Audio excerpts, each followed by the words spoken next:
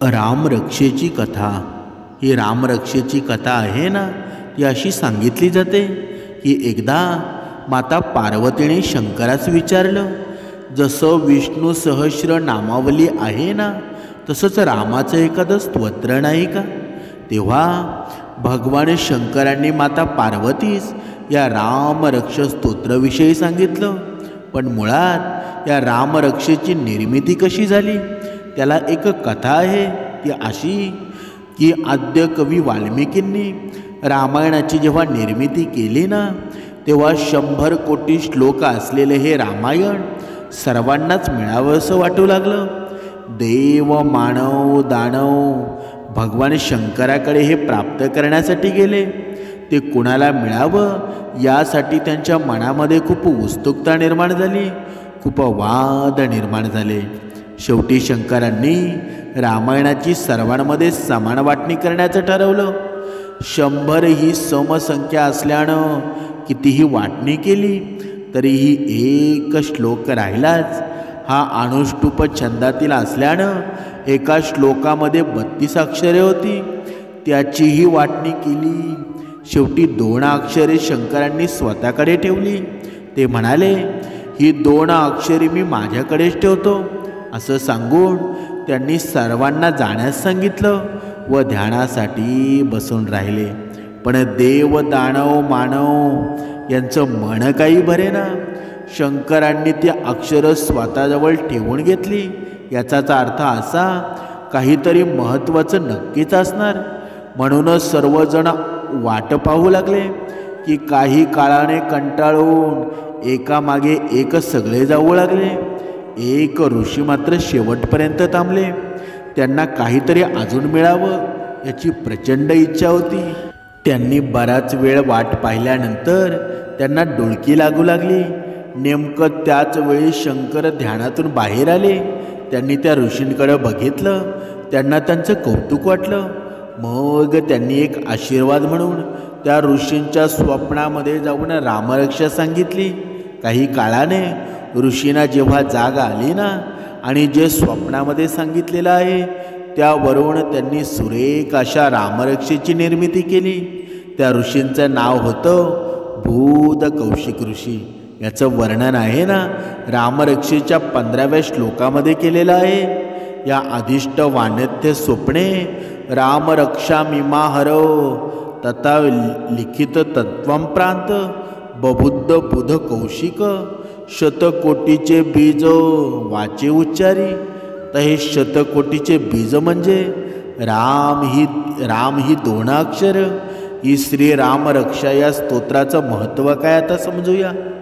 परमपूज्य गुरुदेवांनी मार्गदर्शन करताना सांगितलेलं आहे की श्रीराम रक्षा आहे या शब्दाचा अर्थ रक्षण करता राम असा आहे.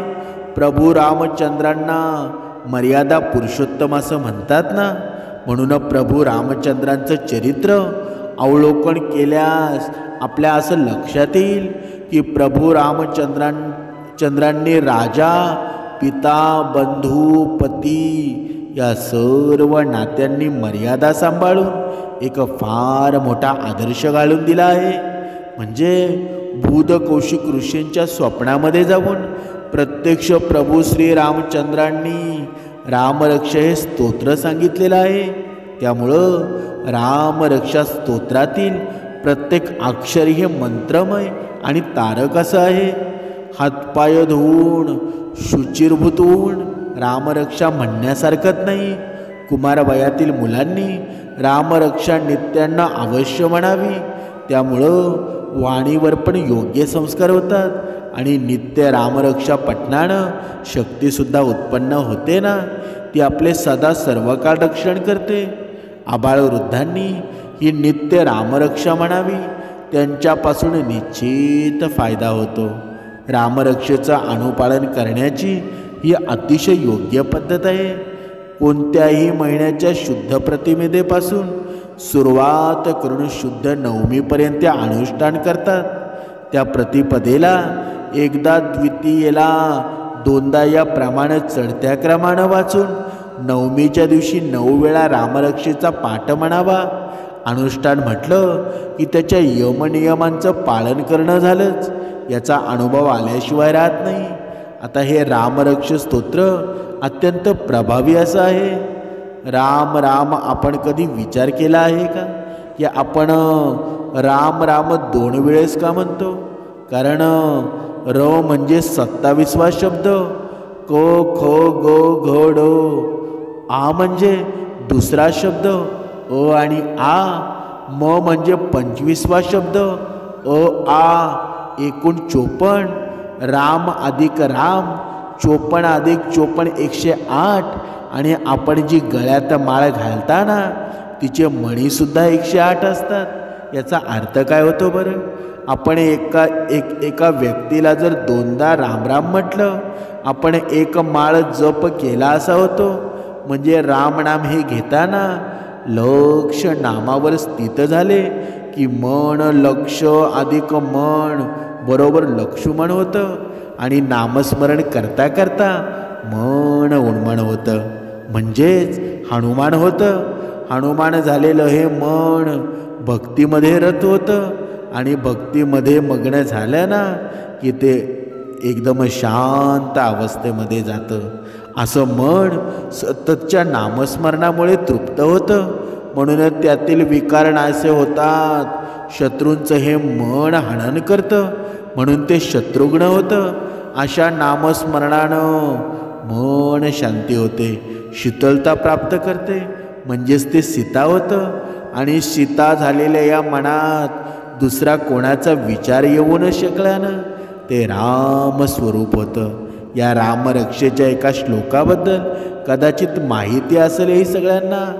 रामो राजमणी सदा विजयते, राम रामेश भजे, रामेणाभिहतो निशाचर चमो रामाय तस्मै नमः. रामान्नास्ति पारायण परतर रामस्य दासो सम्यहम. रामे चित्तलय सदा भवतो मे भो राम मामुद्धर. या श्लोकामध्ये राम या नामाच्या सगळ्या ओळी विभक्त आल्या आहेत.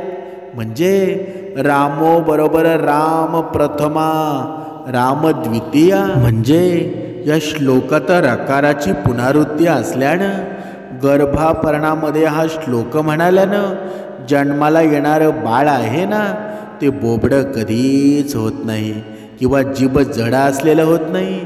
आता रामरक्षा आरोग्यरक्षक कवच म्हणजे श्री रामरक्षा स्तोत्र हे आजही कित्येक घरामध्ये तिन्ही सांजेला आवर्जून म्हटलं जातं.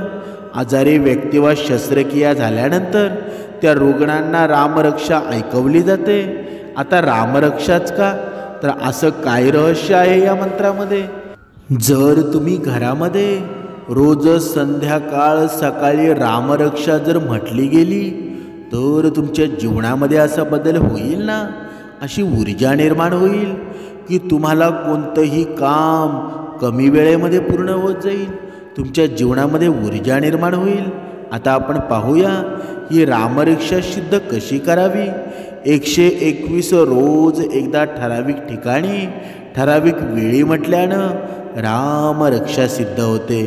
किंवा गुढीपाडवा ते रामनवमी या काळामध्ये दररोज 13 वेळा किंवा आश्विन प्रतिपदा ते नवमी म्हणजे शारदीय नवरात्रेमध्ये दररोज 13 वेळा पठण केल्यास ना रामरक्षा सिद्ध होते.